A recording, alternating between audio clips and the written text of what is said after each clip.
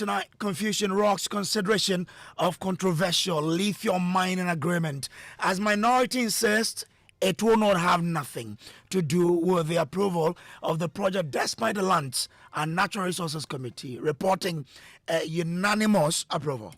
The committee respectfully recommends to the House to adopt this report and ratify by resolution that the report should be amended to reflect a majority decision.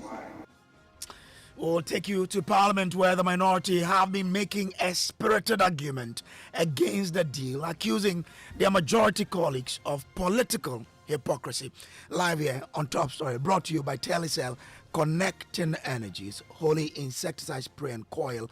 Enjoy Holy Sleep, and also by Short Pension, Trust into the Future with you. This is live on Joy 99.7 FM in Accra, live on Love 99.5 in Kumasi, on ATL 100.5 in Cape Coast, on Radio Max 105.1 in Takoradi.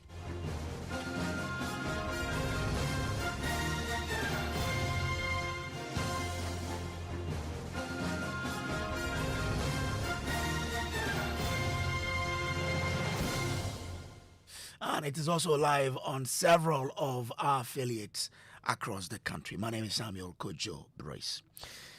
Tonight, confusion has rocked the approval of the controversial lithium mining agreement between the state and Barari DV Limited after the minority insisted it will have nothing to do with the ratification of the deal. Now, the agreement originally negotiated under the actual MPP government, and in fact, the process was quite, they went quite far in that particular deal, and later renegotiated by the current NDC administration after assuming office in 2025, has stalled for months amid intense scrutiny, with critics describing it as a lopsided and not in Ghana's best interest. Now, in the Lands and Natural Resources Committee's report, both sides of the House were said to have signed onto the deal. Listen to the chairman of the committee, Collins Dauda, presenting a report of the committee and making a case for why the deal has to be ratified. The committee was informed that the company and the communities have established a compensation negotiation committee for crop and land and a resettlement negotiation committee for persons due for resettlement as prescribed by the Minerals and Mining Act 2006, Act 703, and the Minerals and Mining Compensation and Resettlement Regulation 2012 LI 2175. In conclusion, Mr. Speaker, the committee has critically examined the agreement within the context of the relevant laws on the subject and finds that the Minister for Lands and Natural Resources has complied with the legal requirements necessary for granting mining leases. The committee also finds the mining project to hold a huge potential to bring tremendous benefits to the country and contribute to the socio-economic development of communities in the area. The committee respectfully recommends to the House to adopt this report and ratify by resolution the mining lease agreement between the government of the Republic of Ghana, represented by the Ministry of Lands and Natural Resources, and Barari DV Ghana Limited for the mining of lithium and other minerals at Mankesim in the Mfantiman municipality in the Central Region, in accordance with Article 2681 of the 1992 Constitution of the Republic of Ghana. So that is the chairman of the committee, Collins Dauda, there. Now, Parliamentary Affairs Correspondent Kweku Asante has been sitting through these proceedings and has joined us on the telephone lines with some details. Kweku, this report is already stirring controversy. How did a report said to be approved unanimously now turn into a majority-only report driving this controversy we're hearing about? So when this committee report was moved by Collins Dauda, it was seconded by Akwesi Kunedu, who is the deputy ranking member on the committee and NPP MP. Initially, if you look at the wording of the report, it gave no indication that this was a majority report. In fact, the indication was that this was a unanimous committee of the Lands and Natural Resources that was agreeing that this deal ought to be ratified by Parliament. When he got on his seat and he started speaking, his minority leader, Alexander Appiah, started gesturing at him that the position of the caucus is that this be only a majority decision, and that as far as they are concerned, they have nothing to do with the majority decision to approve this. And so Appiah Konedu had to go with that. However, if a report is by majority decision, that means that the minority are opposed. And in fact, that is the position that the minority leader canvassed. However, Appiah Konedu, in concluding his speech or his commentary on the floor, they say that he supported this agreement. Listen to him start from where he says that this report is only a majority decision and that they did not support it, and where he ended by saying that they support it. I would like to place on record some corrections, that the report should be amended to reflect a majority decision. And also in second, yes, Mr. Speaker, yes. In the conclusion of the report where it stated that the committee respectfully recommend to the House, that reflects the royalty payments became a bone of contention, Mr. Speaker, on the matter of lithium agreement, which has reflected, Mr. Speaker, into other natural resources, causing a stir even in gold mining in this country. The reason for this, Mr. Speaker, was a point that was raised about the illegality of some negotiated royalties, which was not a matter of fact. But however, let's place on record that whilst we are trying to cure this, Mr. Speaker, it hasn't been cured, but it must be placed on record that, look, now we have an airline that is trying to regulate a specific provision in our act, Mr. Speaker, and I find that very, very erroneous, that we use an airline to cure a specific provision in our act. If need be for us to talk about royalties, Mr. Speaker, therefore I would be of the opinion that that portion of the act, Mr. Speaker, is amended rather than curing it with an airline. However, I know that the mine of lithium will bring about some job creation that is most importantly needed for our, Mr. Speaker, youth in the country. So it's important that once we've played all that we can with this, now it is with us, for us, Mr. Speaker, to adopt this report and make sure that we pass this. But however, Mr. Speaker, in so doing, thank you very much for the opportunity to contribute to this report and the adoption of it. I thank you. Yes, and I support it. So, Kojo, there you have it. He says he supports it. Now, after this comment, a lot happened on the floor between the MP and his leadership. Tell us more about that. Well, yes, he was summoned right from his seat. And if you look at the pews of the minority bench, he sits 4 rows behind the minority leader. As soon as he finished speaking, the minority leader summoned him, and there were some exchanges between the two with the minority leader explaining to him why they had to take that position. They went back and forth over that for quite some time before he went back to his seat, obviously getting the rebuke of his leadership that he had sought to portray and at the same time contradict the position that this was only a majority decision. Well, another reason why the minority is refusing to back this deal is their claim that the NDC is being politically hypocritical about this. What does that even mean, and why is it important for the minority? We know that this mining agreement was actually originally negotiated by the NPP under Samuel Abujinapo, the former Lands and Natural Resources Minister. We also know that the NDC at the time were opposed to this deal. In fact, one of the reasons why the 8th Parliament could not consider this deal and approve of it was because the NDC were opposed and would not let it go through. However, Samuel Abujinapo says he looks at the current deal that has been negotiated by the current NDC government, and it bears a lot of resemblance to the deal he negotiated. And he does not understand why the NDC will oppose the deal and turn around to incorporate almost the same details into this new agreement. So his side say that a couple of the issues that have come up clearly shows that the NDC are just taking a politically hypocritical stance in the lead up to the 2024 election, and it's part of the reason why they are opposed. Listen to Samuel Abujinapo. The agreement the Akufo-Addo government brought before this House and the terms of this agreement are not fundamentally different. They are essentially the same. Mr. Speaker, I will resist the temptation to revisit the politics that was associated with the agreement which was presented before this House and which was essentially rejected. Take free carried interest. Mr. Speaker, take free carried interest. The agreement they brought here, the free carried interest is 13%.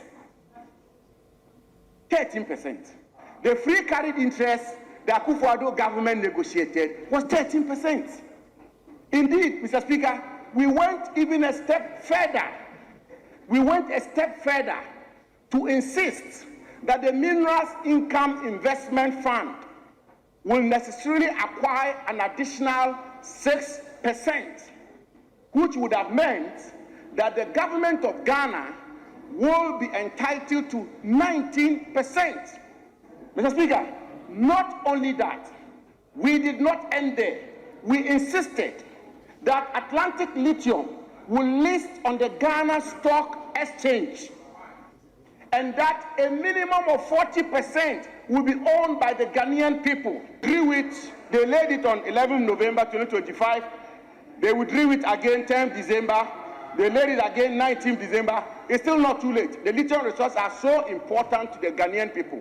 We are opposed to this report. Find a way of refining it so that we can add value to the lithium resources of our country for the benefit of the Ghanaian people. That is what will help our country. Well, Kweku, how did the majority respond? Well, Deputy Lands and Natural Resources Minister Yusuf Sulemana argued that the current deal, as has been renegotiated by the NDC government, represents the best interest of the entirety of the citizenry, but also in particular, the people of Ewoya and Mankesim and adjoining communities. This 1% will be set aside, and the community will be involved in deciding what this money should be used. And I think that this is an achievement, this is a progress, given where we are coming from. And so I think that it is something we should applaud. Again, if you look at 710, Mr. Speaker, value addition, the president, other presidents before, and all of us here do believe that the way to go is to add value to our resources, not only just minerals, even our farm produce. And so this is the time for us to start it with the lithium. And so we are saying that going forward, this lithium agreement is saying that there will be some value addition to whatever lithium that will be mined. And I think it's very important. This was captured even in the previous agreement that was laid, and we have carried it on. This is the reason why I think that withdrawing it and bringing more people to engage really helped us. Mr. Speaker, there's also a very important point that I want to bring to your attention. If you look at 712, and with your permission, let me read. The committee noted that the lease agreement includes a strategic commitment for enhancing maritime and logistical infrastructure in the South Pond area. And I think that this is very important. Many mining companies go to sites in communities. And in some instances, it becomes a problem. They're even fighting with the community for infrastructure development. It is because we have not enshrined it. It's because we have not put it in the agreement. In this particular instance, it is in this agreement. So it becomes an obligation on the part of the company to put out some of these infrastructures when all other conditions are met. Well, Kweku, has the deal been ratified? Just gone by, Parliament has just voted by majority decision to ratify this deal. The minority did not participate in the voice vote. The minority leader, prior to the voice vote being put, was on his feet, and he did what he usually does when it comes to matters like this, literally washing his hands off this deal and saying that he speaks on behalf of all 87 minority MPs in deciding that this is not a deal they support. However, it was put to a vote, and the majority side carried the day. And so this lithium mining agreement, which has stalled for a little over 2 years now, has finally been ratified. At the conclusion of the debates, I would put a question. As many as are in favor of the motion, say aye. Those against, say no. Honourable members, the ayes have it. The motion is adopted.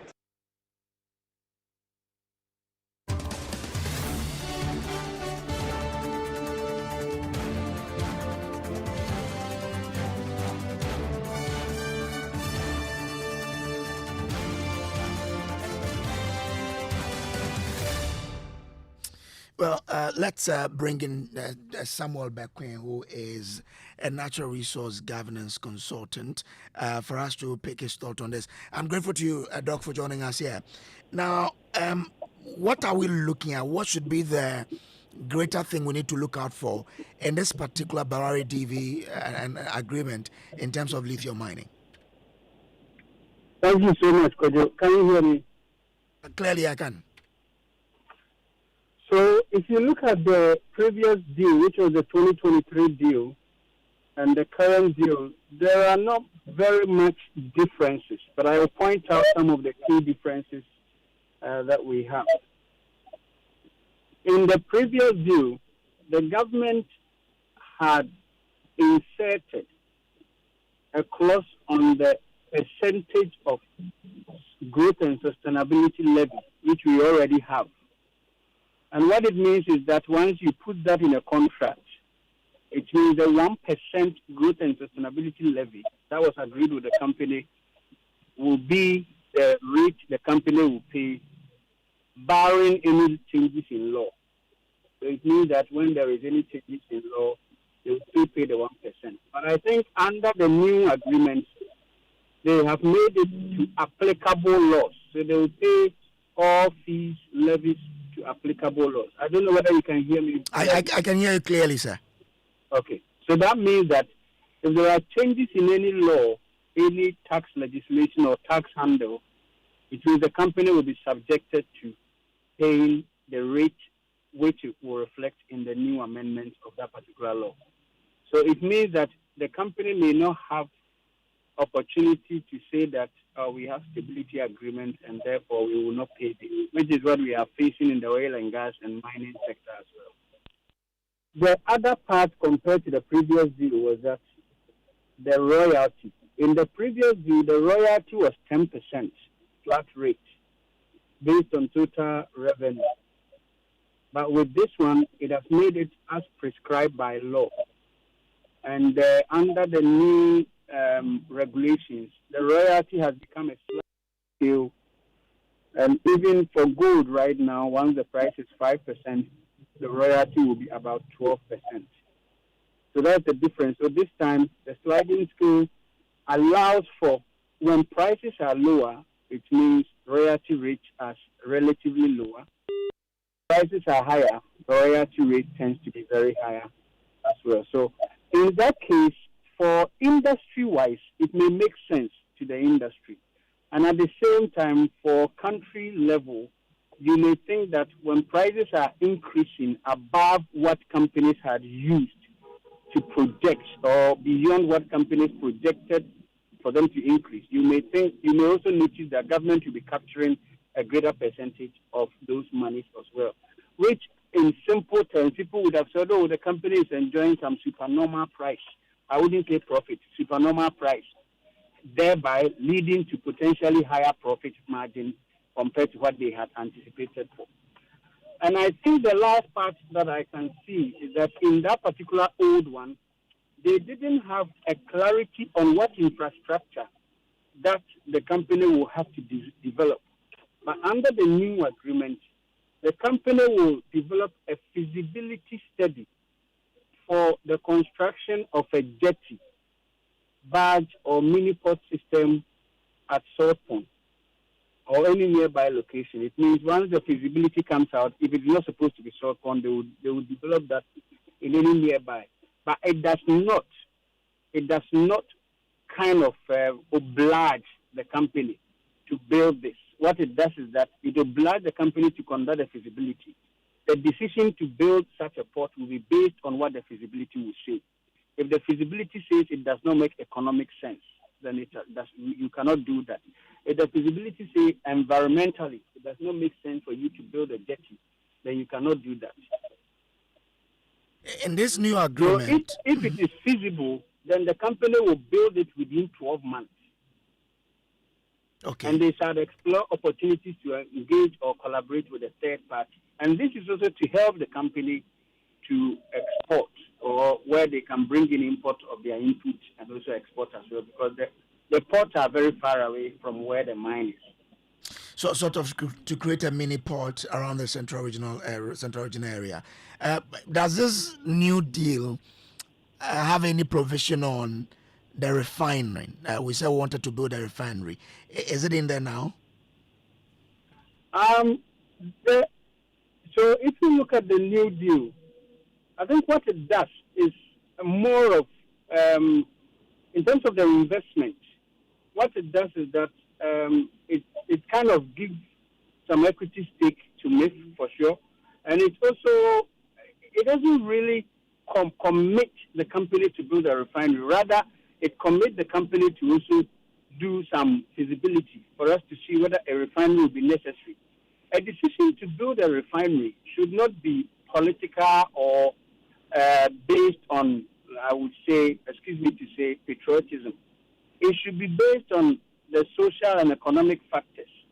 So, for instance, if there is more exploration, for you to notice that there is more proven reserves of lithium, then it may make sense for you to build a refinery.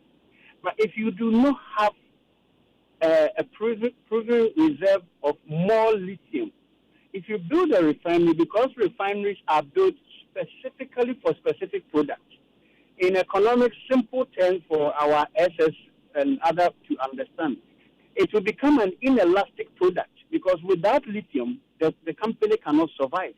So take Tamawa Refinery, for example. They can only refine crude oil. They cannot refine any other stuff apart from crude oil.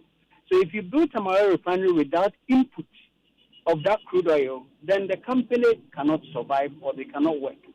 And also, the input factors required to build a very efficient, economic efficient refinery include power, the cost of your power in terms of per kilowatt hour, and then also, of course, there are other factors like the skills that we need to fill those refineries.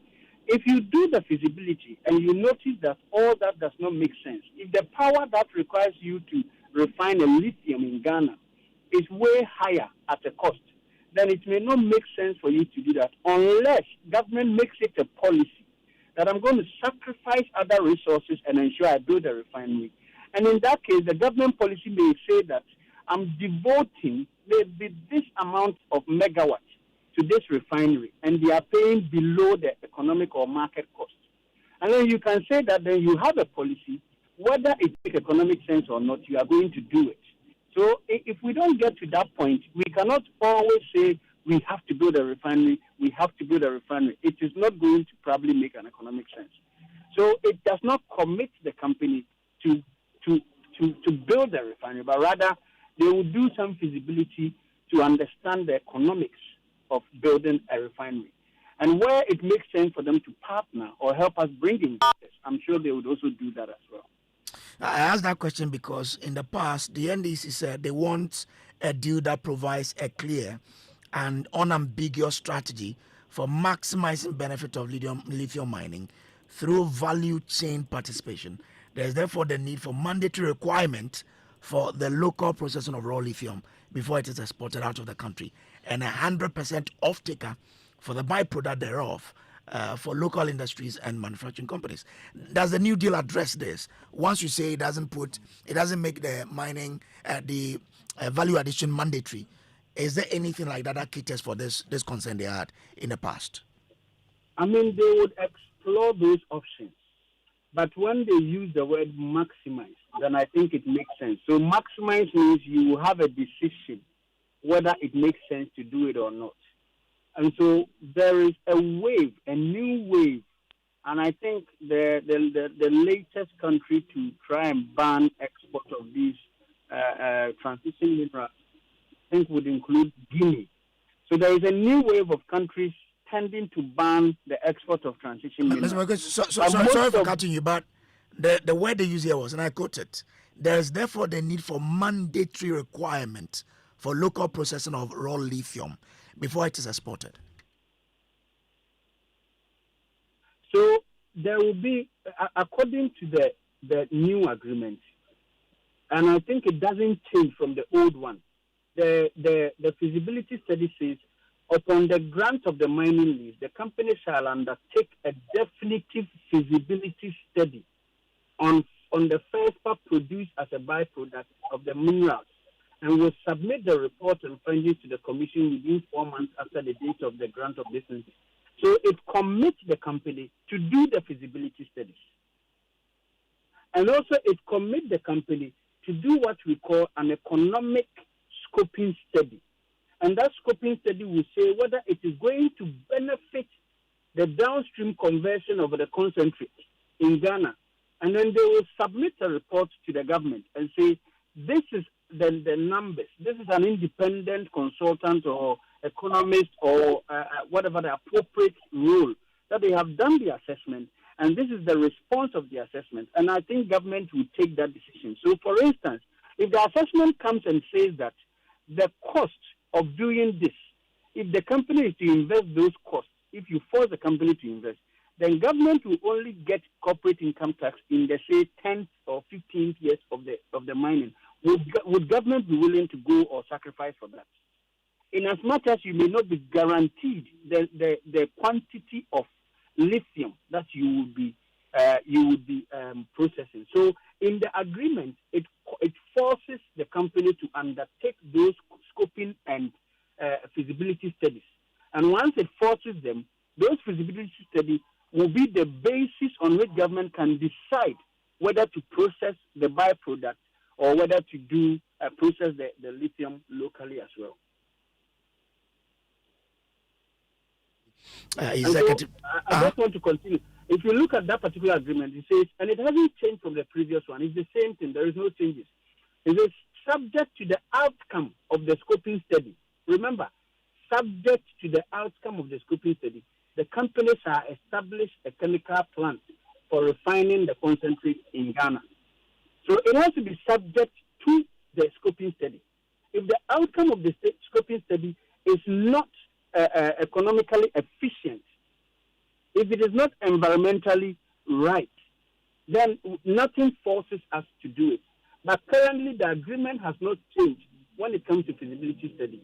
The only thing that has changed is now it actually commits the company to do that particular feasibility study for the jetty. And it is very specific, a jetty, a barge, or a mini-port system, which was not in the previous agreement. All right, let's see how this goes. But for you CSOs, you think this is something that we need to, sign on to?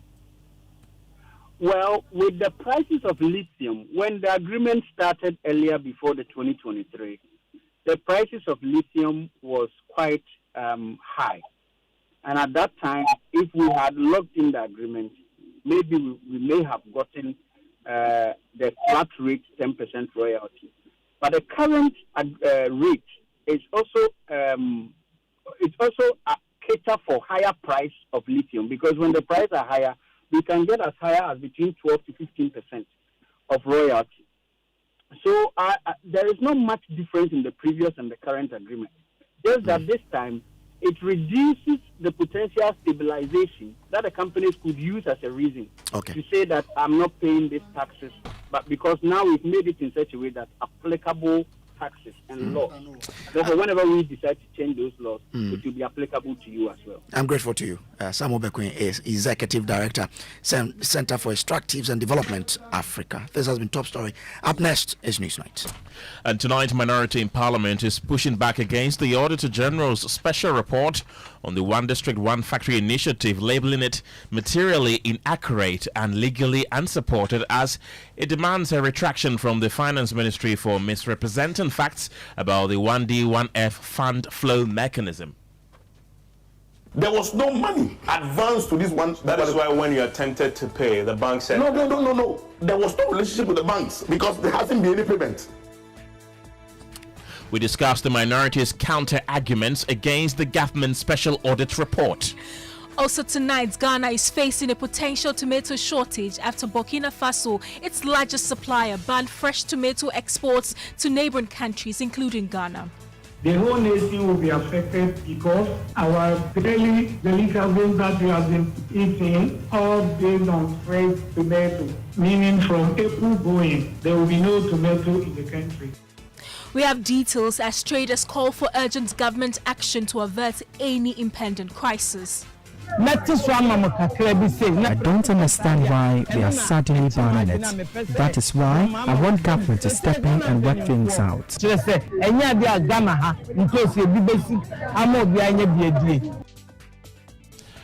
Also coming up tonight on Newsnight, government orders stop to the long-standing practice of some state-owned enterprises paying bonuses to their management, boards and staff despite making losses.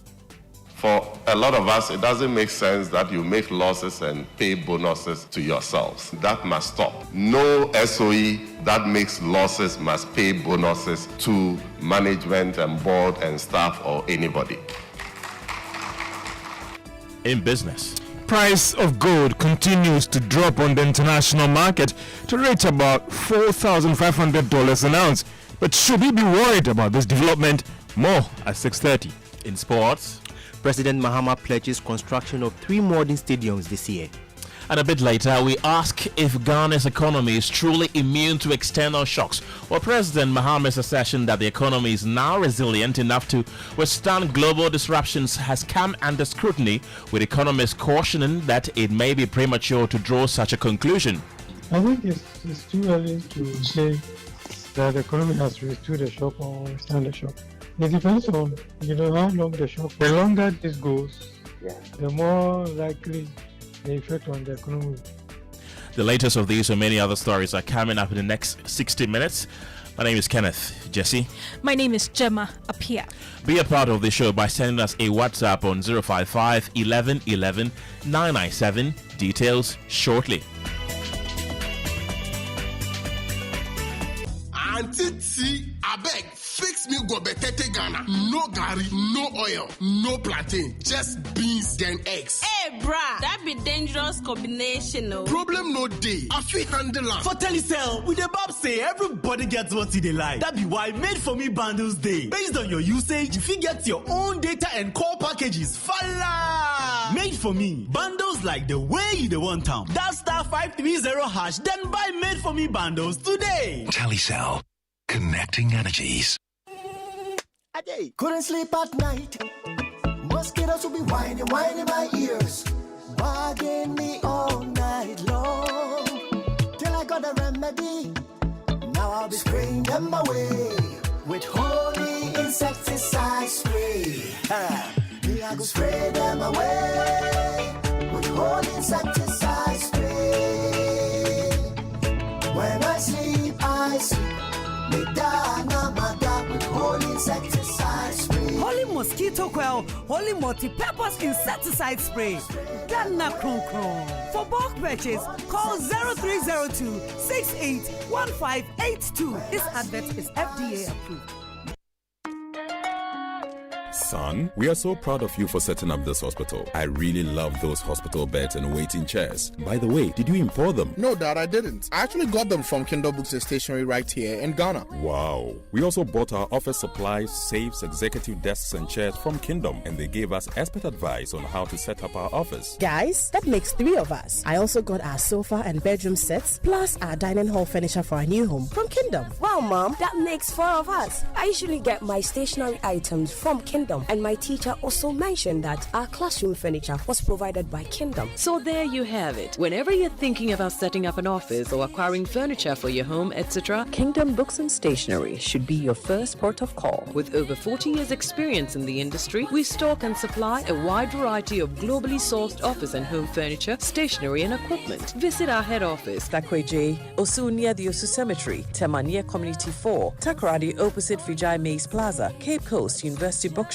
Spintex Road near Absa Bank, Atomic Centerpoint Mall, Winneba University Campus, KNUST, the University Bookshop, and Santasi in Kumasi. You can also visit our shop online, www.kingdomstoreonline.com. Hurry while stock lasts. For further inquiries, contact us on 050-162-0810 or 0302-764-101. Email info@kingdomgh.com. Kingdom Books and Stationery Limited, where quality and affordability is assured. Terms and conditions apply. During Ramadan, Ramadan, the fast is between you and Allah, but the moment around it are shared. From Sahur to Iftar, Cadbury hot chocolate makes sustenance as simple as adding hot water. Watch the velvety froth ride, releasing the aroma of Ghanaian cocoa, an exceptional taste, ready in an instant. Cadbury hot chocolate, share the warmth of togetherness. Ramadan Curry. This advert is FDA approved. Ya Allah, send your light on me the dark. Founded in 1876, Infansipim ignited the journey of secondary education in Ghana. In 2026, Infansipim celebrates 150 years of brotherhood, leadership, and national impact. This Friday, 20th March, join us at the World Trade Center Accra from 6 p.m. as we officially unveil the anniversary cloth and songs that will carry this legacy forward. It's more than a celebration. It's a fundraising moment to give back to the school that gave so much to us. Follow the journey using hashtag 150 and hashtag MOBA150. Infansipim Jin Shekan. The Infansipim 150th anniversary is proudly partnered by KGL Group, Multimedia Group Limited, and Margins Group, with stakeholder support from the Ministry of Education, Ghana Education Service, MOBA, and Infansipim. Many thanks for staying with us. Tonight, the Minority Caucus is pushing for Parliament to direct the Finance Ministry to retract statements labelling the One District, One Factory fund flow mechanism as, quote, fictitious, unquote. In a recent special audit report presented to the floor of the House by Deputy Finance Minister Thomas Nyako-Ampim, it revealed a fictitious 89.4 million Ghana cedis debt linked to the One District, One Factory initiative. He said the Ministry of Trade and Industry in 2024 requested the release of the amount to 5 commercial banks as the government's contribution toward interest payments under the 1D, 1F scheme. However, checks at the banks revealed no debts. The minority argues that the Auditor General misrepresented the facts, claiming that advance subsidy monies requested by the ministry didn't fully materialize, and therefore loans were non-disbursed to beneficiary companies. They insist that the characterization of transactions as fictitious and deliberate attempts to divert funds is unfounded and inaccurate. And Gemma Appiah has been going through that particular statement and has more on that. Gemma, the statement that you have, what does it say? So the minority actually talked about the nature of the 1D, 1F initiative. It said that the government did not build or operate factories directly. Rather, it's created enabling conditions through financial de-risking instruments, policy support, and regulatory facilitation for private investors to establish and expand manufacturing enterprises across all districts, including the most underserved.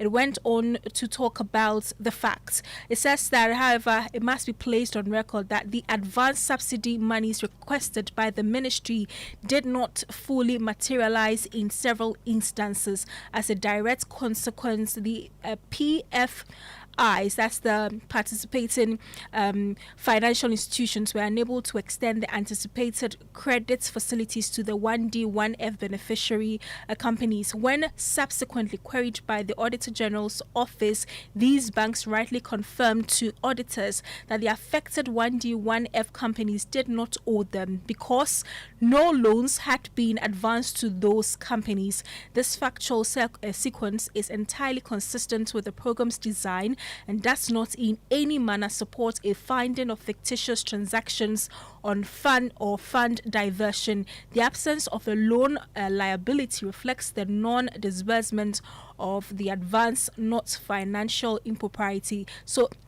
they're calling on Parliament and relevant authorities to do the following. 1, directs the Ministry of Finance to formally retract the characterization of the 1D, 1F fund flow mechanism as fictitious and as a deliberate attempt to divert funds, as these are legally unsupported and factually inaccurate. to ensure that the Public Accounts Committee conducts a thorough, impartial, and legally grounded review of the audit reports before any findings of culpability are attributed to any individual or institution, and require that future special audits of major government programs be preceded by adequate engagement with implementing ministries and agencies to allow for factual clarification before findings are published. Ken. That's quite a lengthy one. We've also been hearing from the former Deputy Trades Minister Michael Ochibefi, under whose leadership supervised the ministry at the time. He spoke to Evans Mensah on this issue on Monday. Let's listen to him. So when the 1D1F is served with the document, we peruse, we do our own checks to see whether the document is good with our consultant. Then, if it is good and you don't have money to start the business, you want your facility from the bank, we'll now refer you to one of the participating financial institutions for loan, for them to be given a facility. The bank then have to assess the document to see whether the document is bankable. Now, what we do as a ministry, the ministry has a responsibility, because we have already advertised a package, and one of them is a subsidy, interest subsidy. We have agreed to pay half. So immediately we give the proposal to the bank. We now write a request to the Ministry of Finance that this is what we have done. So we anticipate that this will be our commitment. The Ministry of Finance then will now authorize Controller and Accountant General to now make payment if they think that things are ready. They will now also transfer the money to the Bank of Ghana. So when the loan is advanced to the 1D1F company, Bank of Ghana will now transfer the money to the commercial bank. In this case, there was no loan given. There was no money advanced to this one. That is why when you attempted to pay, the bank said... No. There was no relationship with the banks because there hasn't been any payment. No. The banks could only could only say that they have a relationship with the person when there has been a loan granted. So there was no loan? There was no loan given to those people. That's when the auditors went there. There was, 30 seconds. I am telling you for a fact that this is just a direct. There is no fictitious debt of 89.4 million. Okay. The banks, you've explained. And that's a fact. So that is the former Deputy Trades Minister Michael Ochibefi, who spoke to my colleague Evans Mensah just this Monday. And thankfully, we have him back on the telephone lines right now to speak to us. Michael Ochibefi, grateful for your time.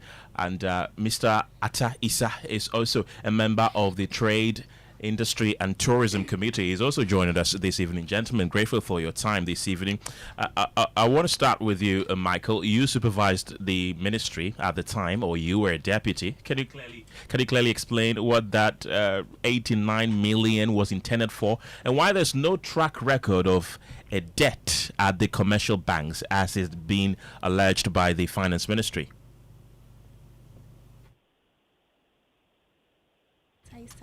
Right. Unfortunately, we do not have Michael Ochibefi on at the moment. We try and reconnect with him. But in the meantime, though, Ataisa is a member of the Trade, Industry and Tourism Committee. He's also a member of the Finance Committee in Parliament. Grateful for your time this evening. We've been hearing fierce resistance and opposition from Michael Ochibefi, who was the Deputy Trades Minister at the time. I want to pick your reaction to that. Let me say good evening to you and to your listeners. What I will say is that since the Deputy Minister of Finance presented a report on last week, the matter was referred to the Public Accounts Committee to interrogate, and then same was also forwarded to the Attorney General for action. Of course, when an audit finding comes out, it often gives opportunity for people to make their opinions on the substance of the audit findings. So I have no qualms to blame anybody who has an issue with the audit report. However, what is important for us to notice is that the entire report has not incriminated the personality of Honorable Befi or Honorable Katie Hammond. So I think the first point of referencing the entire report about the ministry, the 1D1F, placing it at the doorstep of the ministry or the minister and the deputy is quite unfortunate. I think that we have to look at it in a broader perspective on our accountability journey to see to it that both sides of the house, that is the former administration and the current administration, see it as an opportunity to see how best we can strengthen the public financial management procedures and also how to make sure that accountability is entrenched in our legislations. Because we already have the public financial management and the entire report hovering about 8.1 billion total claims payments. This, if there was no change in government, there was a way that this money could have been transferred to people or for people to flee the state. So I don't want us to personalize this discussion. I want us to look at it in a broader perspective. Right. Anybody that is aggrieved with the findings of the report, I have no doubt. I think the appropriate context is already known to us in our standing orders, in the Constitution of the Republic, and all major avenues that you can seek redress from. So to that end, I don't have any problem with anybody raising issue with it. But right. I'll tell you, so I'll come back to you shortly, but let me acknowledge the presence of Michael Ochibefi, who is also a ranking member on the Trade, Tourism and Industry Committee and a former Deputy Trades Minister as well. Michael, we'll come back to you shortly, but Gemma, you want to ask Ataisa a question? So, Ataisa, the concern of the minority really is that the Deputy Finance Minister went ahead to describe the mechanism, the fund flow mechanism of the 1D1F project or initiative as fictitious when the Public Accounts Committee has not even sat to scrutinize the audit report. So let me just provide this context. During the transition period, the IMF validation of short-term liabilities for the country, because the IMF Debt Statistics Department came to Ghana to do validation of our debt profile. They did the maturing or the short-term debts and then the long-term debt profile of the country. In the short-term debt accumulation calculation, they flagged the 68.7 billion as an anomaly.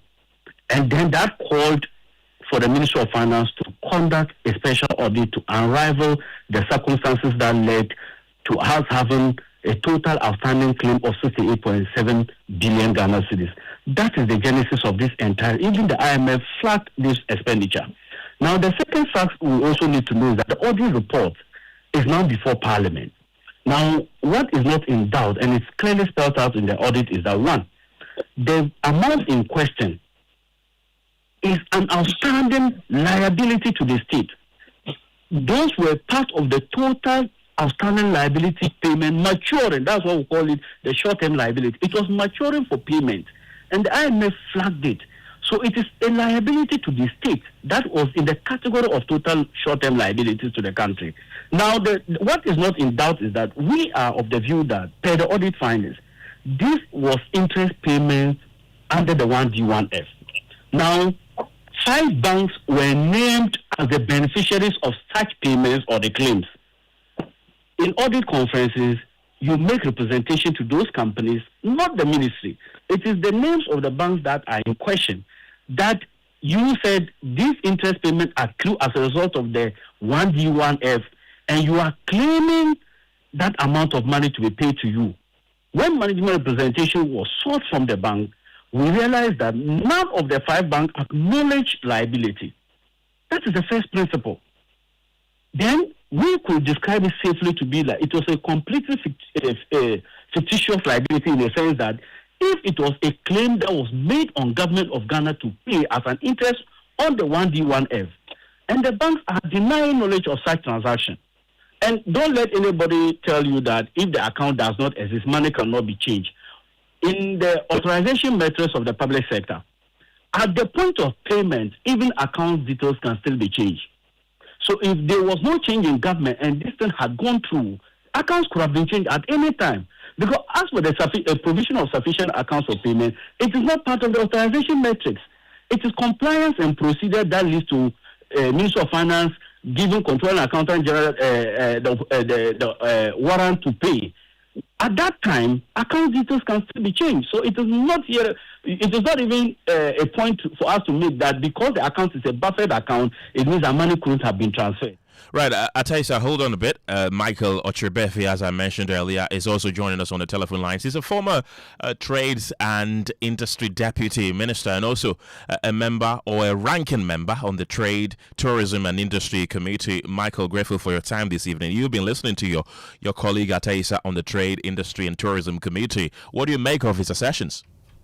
Okay, thank you very much, my brother. And I also want to extend my greetings to my friend and colleague, Honorable Ataisa. The first place, I want us to put the whole thing in perspective. Let us establish some points which are very critical. And I guess he's creating an impression to the public that need to be clarified immediately. So the first point is that, one, there's nothing like fictitious debt in here as far as the whole arrangement is concerned. That's one of the things that I want us to establish. I'll explain. Then the second place, he is also creating an impression, talking about Taisa, that the audit report didn't mention anybody's name. It just mentioned the ministry. So it didn't specifically mention anybody's name. And so, I mean, as politicians, we should think of finding solutions to this problem and being interested in accountability rather than trying to defend ourselves or find a way to clarify issues, even if we think things are not right or not done right. Let me just put on record that we in the minority, I mean, wholeheartedly accept and believe that accountability is very important. And it's also established that this is a systemic problem, and we have to come together as politicians, not only politicians, Ghanaians, be able to clear this, I mean, so that it will not go through the system, I mean, forever. Every time a new government comes, we just conduct a special audit. I mean, to create impression to the world that the previous government has committed offense or embezzled funds, which doesn't augur well for our development and our democracy. So I want to just put this in perspective that we support accountability and we believe in accountability. Right. And we expect that anybody who is found culpable must be punished. That's the first point. But also, we should also know that the impression the deputy minister who came to read a statement on the floor of parliament created to the world and parliament that the former government officials have embezzled funds. That was the impression created.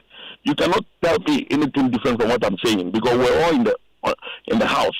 When the current deputy minister of finance, representing inspector minister, came to read a statement, and he created the impression he created on the floor of parliament was that, I mean, whatever report has come, those people responsible for all the mess in the former government, and for that matter, the particular one, the Ministry of Finance.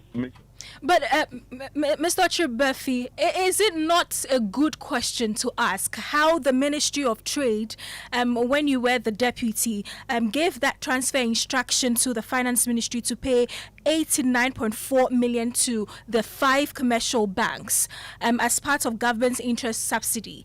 And when the auditors went in there and asked the commercial banks, they said the government didn't have to pay any, or the banks didn't have to pay any money. Okay, let me explain something to you.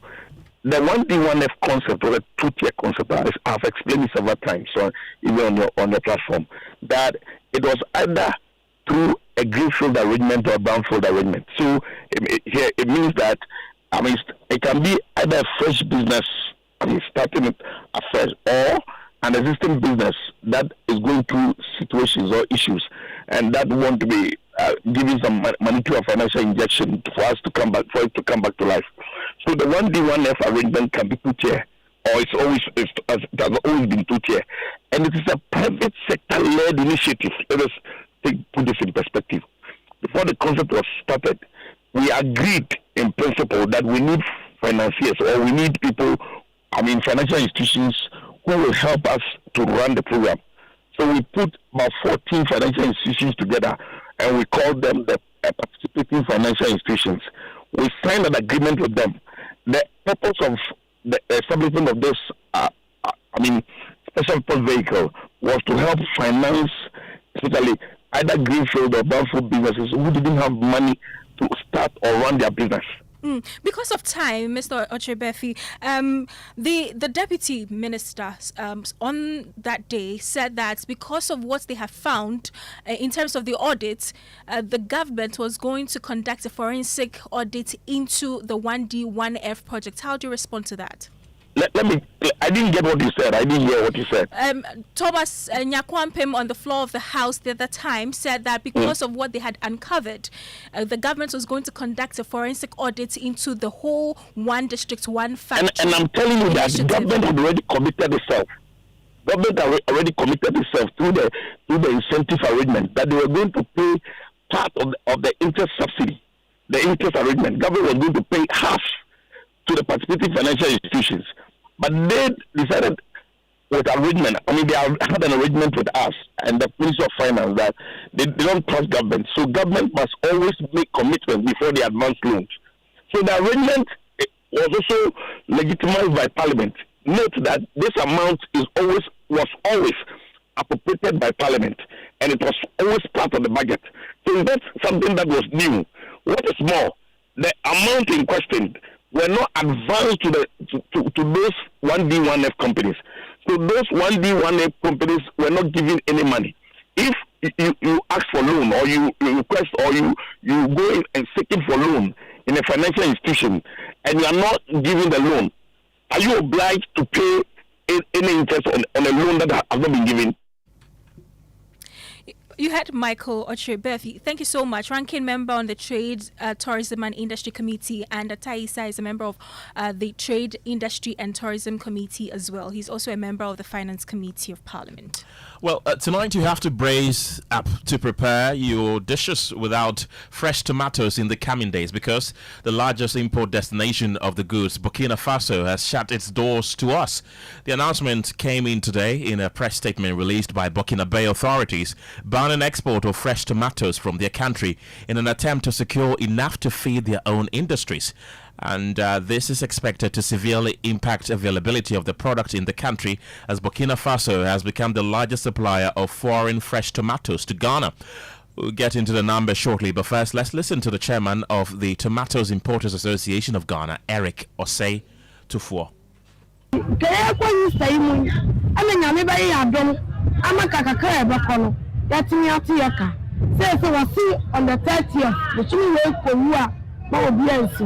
They've given us up to this month to vacate the country. Now, we do not know what to do.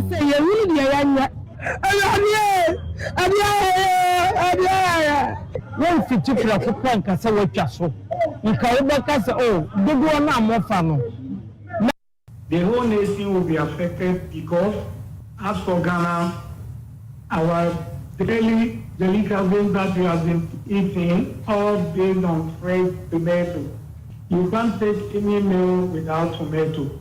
In Africa and West Africa as a whole, Ghana is the leading consumers of tomato, fresh tomato. So the ban is actually going to affect consumers, the traders, a nation as a whole, because as I'm speaking now, there is no tomato anywhere in our country at the moment. So actually the news is very sad to Ghanaians because coming month, meaning from April going, there will be no tomato in the country. Number one, the price of tomato is going to be very high, and even if it is high, how are you going to get it for preparing your food? So it's a very sad news to us because our local tomato will start coming on May. That's Eric Osei Tufuo. He is the chairman of the Tomatoes Importers Association of Ghana. Let's talk about the numbers. Anthony Menu from the research desk joins us now with details. Anthony, how significant is Burkina Faso to Ghana's tomatoes import? Gemma, the numbers actually tell the story. Ghana's annual demand is about 1.3 million metric tons, but local production covers only about 500,000 tons, leaving a significant supply gap of about 60%. And per the numbers that we've been studying, Burkina Faso is the dominant source of imported fresh tomatoes as far as Ghana is concerned. For instance, in 2024, Ghana imported $22.3 million worth of fresh tomatoes, and about 99.6% of that came from Burkina Faso. So in simple terms, Burkina Faso supplies almost all fresh tomatoes that Ghana imports. Gemma. Thank you very much, Anthony Menu. Let's go to the phone line and speak to my colleague Emmanuel Bright Kweku on the line. Unfortunately, we don't have Emmanuel Bright Kweku, but he has been interacting with some tomato traders. Let's listen.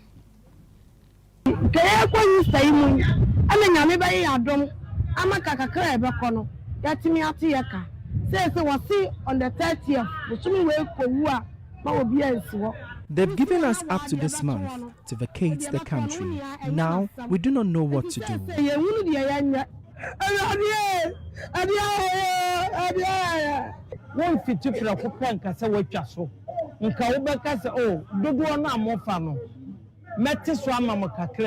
I don't understand why they are suddenly banning it. That is why I want government to step in and work things out.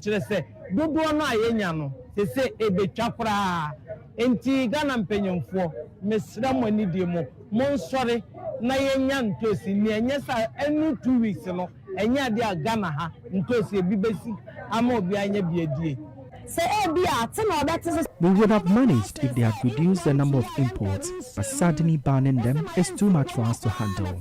The Minister of Trade should inform us of the current status. Minister of Trade,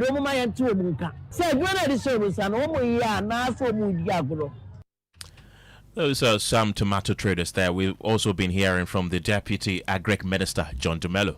With the ban of the tomato export is something that we need to further interrogate. I read the memo yesterday, and it's something that I need to further find out why they banned it, and then after that, further clarification on the way forward with the ban. So last year, I did go to some communities in the north to encourage them to produce tomatoes in the dry season. And so this dry season, I went back and most of them had gone into tomato production. And, you know, some of them were doing quite well. I visited Garudari, I went to Pimpane, I went to Talensi, and there were tomato farmers who were, you know, harvesting their tomatoes. And so I met all of them and I encouraged them that, look, they should let me know the support that they need, scale up for the next dry season, which is, let's say, towards the end of this year. And most of them were extremely excited. And I said, look, government is committed to helping them to scale up production. I was going to Burkina Faso to buy the tomatoes and stuff. It might not end almost immediately. But I think that once they get encouraged, within 3 or 4 years, we should be self-sufficient when it comes to tomato production. That's the Deputy Agric Minister, John Dumelo. Who would have thought, Gemma, that tomatoes will become such a prized commodity? What was the last time you bought some? I actually went to the market last week, Friday, and the price of tomato, it was so expensive. Oh dear. Very, very expensive. Yeah. We pray that it comes down. The businessman is here with the latest. George, have you bought tomatoes recently? No. But you know, the community has always had some mixed, demand supply issue and prices off season, on season, you know, and the actual concern about the one coming from Burkina, very fresh and juicy, and compared there's to a lot of fiber, you know, less water compared to the one from Ghana. But I think it's quite interesting times going forward, and what could be the impact of this on inflation as well going forward. Well, to our business stories, price of gold continues to drop on international market, reaching $4,500 an ounce, a development that could pose some fresh challenge to the economy. And Finance Minister Dr. Atuforson reveals of some drastic measures to help halt practice of borrowing to pay public sector workers as a result of rising wage concerns. The business news on Newsnight is brought to you by MTN Business. Welcome to the new world of business. Kingdom Books and Stationery, your number one-stop shop for all your office essentials, center stands, and Pepsodent, Herbal, and Charcoal. The other day, I visited Kweku at his spunky new office to congratulate him on opening his business. And man, was I impressed. The business is just moving quick. The sales, customers, everything is just working seamlessly. The secret? He said, "It's MTN Business Broadband. In this fast-paced environment, we need fast and reliable internet to support all business types. No laggy online meetings, great download and upload speeds, impeccable business management systems, all inclusive. I mean, you can have it all." Sharp! I signed on immediately. To enable your business stay ahead and stay connected, make sure you're signed on to the best internet made just for businesses. MTN Business Broadband. Sign up today on broadband.mtn.com.gh and manage your account on my MTN app. Call 0244 308 111 for more information. MTN. When nations rise, it begins with bold conversations. When economies grow, it is driven by partnership. This April, Ghana's business and policy leaders converge at the Kojo Business Forum 2026, the nation's premier platform for investment, enterprise, and economic transformation. With special guest of honor, His Excellency President John Dramani Mahama, joining captains of industry, financial institutions, investors, and entrepreneurs. The Kojo Business Forum is more than just an event. It is a call to action. And so let us work together to build a Ghana that is competitive, productive, and inclusive, and a Ghana that creates opportunities for all. Come, let's engage in high-level dialogue, explore industry exhibitions, build powerful networks, and unlock real opportunities from finance and insurance to manufacturing, agribusiness, SMEs, and innovation. This is where it all happens. From the 3rd to the 5th of April 2026 at the Kojo Convention Center in Praeso Hills. Go to www.kojobusinessforum.com and register now. To register for exhibitions, call 059 555 5885 or 059 555 5995. Kojo Business Forum. Connect, promote, grow.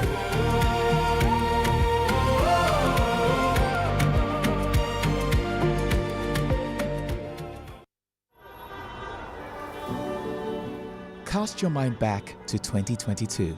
The prices were rising. The stress was high. Every liter of fuel felt like a sacrifice. Do you remember who stepped forward first? When others were comfortable with high prices, Star Oil chose you. We cut our own profits so you could keep your AC on, keep your engines running, and keep your life moving without the heavy burden. We gave you room to breathe when things felt tight. Because of you, our Star Savers, we became number one. Today, the pumps are a battleground. Others are finally cutting prices because they have to. But Star Oil, we do it because we want to. Don't just chase a price, remember a friendship. We were there for you then, and with new innovations coming your way, we are here for you now. Star Oil, still quality and affordable fuels for all.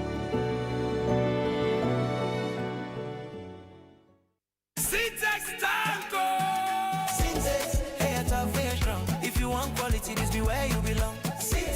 Hey, tough, hey, strong. Oh, gonna shout and sing the song. When the sun they hot, syntax no break. When the rain they fall, still no shake. Builders they choose and plumbers they prove. Any project you they start.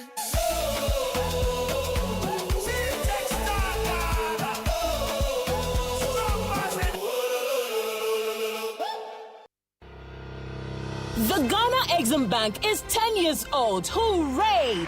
And to commemorate this milestone, the Ghana Exim Bank is hosting a two-day international conference on the theme, A Decade of Enabling Export Trade and Industrial Transformation, Resetting Gexim for the Next Frontier. The event takes place on the 25th to 26th of March at the Kempinski Hotel, Gold Coast City, 8 a.m. each day. President of the Republic, His Excellency John Dramani Mahama, will perform the official opening of the conference. Special guest and speaker, Honorable Elizabeth Ofosue-Jari, Minister for Trade, Agribusiness and Industry. Conference host is Honorable Sylvester Adina Mensah, Chief Executive of the Ghana Exim Bank. For inquiries, call 0208-541-480 or visit eximbankghana.com/conference to register. Media partners, Daily Graphic, Media General, The Multimedia Group, City FM, Radio Gold and Channel 1 TV. And knowledge partners include IFC and SME Finance Forum.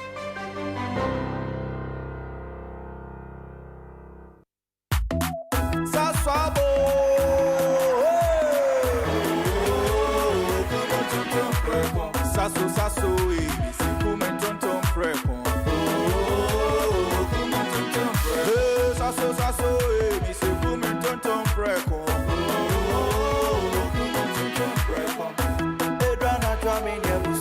Yeah, how can see our name and baby? Minya me for name is a so spray. Every mosquito start to run away. Oh, come on, tonton preko. Saso, me say come on, tonton preko. Oh, come on, tonton preko. Saso, come tonton preko. Nani sham ne die demo strong. This advert is FDA approved. You're welcome back to Business on Newsnight. The price of gold is still dropping on the international market. It has now lost more than 7% just this week. But should we be worried about this development on the Ghanaian economy? There is more in this report. The price of gold has moved from 2,000 range in early January to more than 5,000 by the end of last year. The rally at the time was linked to global uncertainty caused by development in the USA, which saw many investors move to the precious metal. There were even projections that it would hit $7,000 an ounce this year. However, happenings over the past weeks have gotten a lot of observers worried. This is because the price has dropped from over $5,300 to $4,500 an ounce. The move has been influenced by fears that development in the Middle East will result in interest rate spikes by the central banks, forcing most investors to now move to dollar-backed assets. For Ghana, this is not good news. A lot of economists, including the IMF, had linked Ghana's recovery to soaring price of gold on the international market. Last year alone, the country made more than $20 billion from gold exports. This is why some are worried about the impact of this development on Ghana's economy and how it could complicate matters, especially considering developments in the Middle East. Meanwhile, the Bank of Ghana's gold holdings have reached 19.2 tons in February this year, showing a marginal increase from the 18.6 tons recorded in January. For some individuals, these developments could also justify the recent decision by the Bank of Ghana to sell a fraction of its gold holdings for dollar cash. And that is a business desk report. Meanwhile, economist Dr. Edu Owusu-Sarkodie is worried that the development could erode some of the marginal gains that has aided the country's economic stability in recent times. To be the number one producer of gold in Africa, number 6 in the whole world, whenever the price of your commodity falls, is a matter of concern to you. It will reduce the value of your gold, it will go a long way to reduce your reserves, etc., etc. I think we should find a way, because we export the commodity in raw form and we depend on international commodity prices, and because these prices are volatile, we always suffer when there's a dip. But we should find a way to shore ourselves up, more or less. I know that Gold Board recently launched a local refinery of gold. I think it is a good step, and the government can improve on these things so that we don't lose so much whenever there's a potential fall in the price of gold. Let's also increase the quantity of gold production, because when the price falls and you are able to increase the quantity by the same magnitude, you are able to maintain the value, because value is equal to volume times price. Right. So we can cushion ourselves there. And that is economist Dr. Edu Owusu-Sarkodie. Now, Finance Minister Dr. Tuforson has given the firm assurance that some drastic measures will be taken in the coming months to halt the practice of borrowing to pay public sector workers. This is coming after new data show that the rise in wage bill is putting some undue pressure on government finances. The minister noted that development is worrying. The 2025 compensation bill was 78.9 billion Ghana cedis. Simple put, in fact, if you are to deduct all the statutory funds and debt service, what was left was 61.9 billion. So the 78.9 billion is far more than what was left. This simple means that after paying for statutory funds and debt service from non-oil tax revenue of 183 billion Ghana, what was left was not enough to settle Ghana's compensation bill. This also means that government of Ghana had to borrow 17 billion Ghana cedis to pay Ghanaian workers. Simple put, we borrow to augment what is left to pay for Ghanaian workers. And that is Finance Minister Dr. Tuforson. Now, new data from the Ghana Statistical Service has revealed that about more than 57% of hawkers earn about 100 Ghana cedis. That's according to the 2024 Integrated Business and Establishment Survey released by the Ghana Coal Service today. There is more in this report. According to the survey, more than half of mobile businesses, which include street vendors, earn about 100 cedis or less. Similarly, 1 out of 3 open space businesses, which operate in fixed locations but not within a structure, also earn about 100 cedis or less, highlighting similar revenue patterns across the informal sector. The survey also revealed that most Ghanaian mobile open space businesses engage in the food and beverage retail market, with women leading in this regard. Furthermore, females dominated both sectors, accounting for over 75% of total traders, with persons between 15 and 35 years constituting over 60%. While both business formats are predominantly owned by Ghanaians, a higher proportion of mobile businesses operated by non-Ghanaians are located in regions that share a border with other countries, such as the Upper West, Volta, and Northeast regions. In all, nearly 700,000 businesses were identified as open space businesses, compared to 82,920 identified as mobile businesses. As Katasenyako put together that report, the Association of Ghana Industries is appealing to the Food and Drugs Authority to extend the March 31, 2026 deadline for the withdrawal of mixed alcohol and stimulant beverages from the Ghanaian market. The president of the association, Kofi Nsiapoku, says that the current timelines poses some significant financial risk to local manufacturers. FDA has informed manufacturers that, and given them 6 months, they will stop their registration and also ban the products on the market. Now, the disagreement is that the manufacturers are saying that they have not been informed properly and they have not been given sufficient time. Ideally, they should have initiated the discussions with them by trying to know the volumes of stock they have in the market and estimate how long it would take for these products to be exhausted in the market, but by which way they can then give specific length of time for them to clear the stock and the raw materials that they have.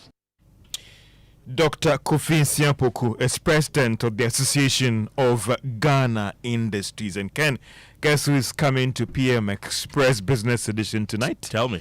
Well, we're talking about the economy. How do we sustain the current economic gains? And also going forward, the issue about fiscal discipline. How are we building necessary shocks against development in the Middle East? We'll be engaging the presidential advisor on the economy, that is Setekwa, as we talk about revenue and other developments in the economy tonight at 9 p.m. on PM Express Business Edition and all our social media platforms. Right, that should be an interesting conversation, George. Thank you. It's now time for sports, and Benaya is here with the latest. Benaya, before you start sports, I wanted to ask you if you are aware of an imminent tomato shortage. Are you aware? Yeah, I've heard about it. Yeah. So the jollof that you've been eating plenty. They should increase the price, so we beg them. You might see a price increment very soon. If they increase it, you sponsor me, so that shouldn't be a problem. We want to hear from you, our listeners, as well. Send us a text on 055 11 11 997. What is your experience with the purchasing of tomatoes lately? How much do you buy one, or how much did you used to buy it, and how much do you buy it now? Benaya. I had this friend who said, Charlie, the times he went to buy tomatoes, you go for 10 cedis and he can come with a lot. Now he goes for 10 cedis and they count it for him 1, 2. He said, Appiah, no. It's Charlie, crazy. It's crazy now, eh? Anyway, President John Mahama has stated that his government will build 3 stadiums this year, with the move to set repeated in sequence this year. Now, he made this promise in his speech delivered at a citizen engagement in Sunyani during his tour of the Bono region. Now, President John Mahama reiterated his government's commitment to deliver on his promise to improve sports infrastructure in the country by providing top-level stadiums for all 16 regions. What shall your manifesto more? You see, regions, be our only stadiums. When you look at our manifesto, we stated that all regions without stadiums will be provided with one. In this year's budget, we have made provision for the construction of 3 stadiums, and we will continue to do so every year until every region has its own stadium. As we speak, work is underway on the design of the stadiums. We want to build facilities that will not only be used for football matches, but will also serve as economic hubs. This will allow people to open shops and restaurants, and that while football matches are ongoing, fans can enjoy these spaces and have a complete experience. Economic center. Stores na ebinmu bebi ankrofo didi restaurant ni ade enti ya mobile mpo nipa timi ko ho ekonya enije. Right, so that's President John Mahama there promising that he's going to build 3 stadiums across some of these regions. I only hope they'll be able to maintain them because, as you know, maintenance has always been the problem in this country. Let's wait for the building first. Well, you only see the building with your eyes before we can now start talking about maintenance. All right, so that's it for sports. Kenneth. Thank you very much. Now, Ghana has ordered a stop to the long-standing practice of some state-owned enterprises paying bonuses to their management boards and staff despite making losses. Now, speaking at the State's Interest and Governance Authority Annual Stakeholders Conference, Deputy Finance Minister Thomas Appiah reiterated President Mahama's position that SOEs must perform or be dissolved. Support from the state must be matched by responsibility to the state. Going forward, our message is simple: deliver or be dissolved. Here, we are only restating President Mahama's warning that, and I quote, loss-making SOEs will no longer be tolerated. They will be swiftly reformed, merged, privatized, or shut down. For a lot of us, it doesn't make sense that you make losses and pay bonuses to yourselves. That must stop. No SOE that makes losses must pay bonuses to management and board and staff or anybody. That's the Deputy Finance Minister, Thomas Appiah there. We've also been listening to the Director General of the State Interest and Governance Authority, Professor Michael Besawide, who says SIGA will ensure that the directive for state-owned enterprises to stop the long-standing practice of paying bonuses to the management, board and staff despite making losses is strictly adhered to. He added that punitive measures will be enforced. He spoke to my colleague Maxwell Akbagba in an exclusive interview. So I think the Deputy Finance Minister hit the nail right on the head. And what he said, frankly speaking, is very commonsensical. Bonus comes out of profits or surplus, let's say so. It comes out of surplus. You are an entity, you have a target to achieve. And you know that when you work hard and you achieve that target, you will pay something to yourselves to pat yourselves on the shoulder and encourage yourselves to say that we have done well. You know you haven't achieved that particular objective, and yet you want to pay bonuses. Paying bonuses simply means that the money is coming from somewhere else. You are either eating into your operating capital or you are borrowing to pay bonuses. And to that extent, you are further killing the entity. And so you don't even need to wait for, let's say, the Deputy Finance Minister or the Finance Minister or the President or anybody else to come and tell you that when your entity is unable to declare profit and even pay dividends, you shouldn't pay yourselves bonuses. To the extent that the Deputy Finance Minister identified this and highlighted it is something that should be of concern to us.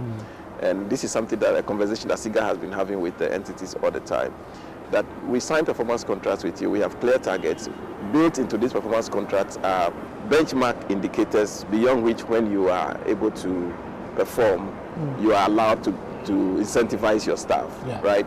So if you are not able or if you have been unable to achieve those particular benchmarks and you are paying dividend, then you clearly are doing something that shouldn't be done in the first place. And so I am particularly happy that today the Deputy Finance Minister put it right straight front and center and said, you dare not do it. SIGA will monitor. I asked somebody asking me, how do you know? And I said, well, any dividend you pay will be recorded in your books. We will see it when we analyze your books, right? And we will check it against your performance contract, whether Most parts of the Savannah region struggle with bushfires and illegal logging. This has led to the loss of biodiversity and exposure to effects of climate change. In the face of these challenges, one community is standing tall. The Bonyanto community has maintained a zero fire record since 2016. They aren't just lucky, instead they've built a system that works for them. Isaac Nunja has more in today's Climate Evidence series.